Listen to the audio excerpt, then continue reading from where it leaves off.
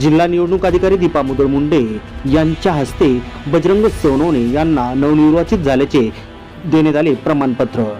जिल्हा निवडणूक अधिकारी दीपा मुधोळ मुंडे यांच्या हस्ते बजरंग सोनवणे राष्ट्रवादी काँग्रेस पार्टी शरद पवार गटाचे उमेदवार यांना बीड लोकसभा मतदारसंघातून नवनिर्वाचित झाल्याचे प्रमाणपत्र देण्यात आले। यावेळी निवडणूक निरीक्षक अजिमुल हक आणि मतमोजणी निरीक्षक बसवराज आर सोमन्ना इत्यादी उपस्थित होते। सलीम अल्लाह बख्श सैयद 238, सादिक इब्राहिम शेख 206, सुलेमान फेरोद्दीन मोहम्मद 522, हिदायत सादिक अली सैयद 448, नोटा 2087।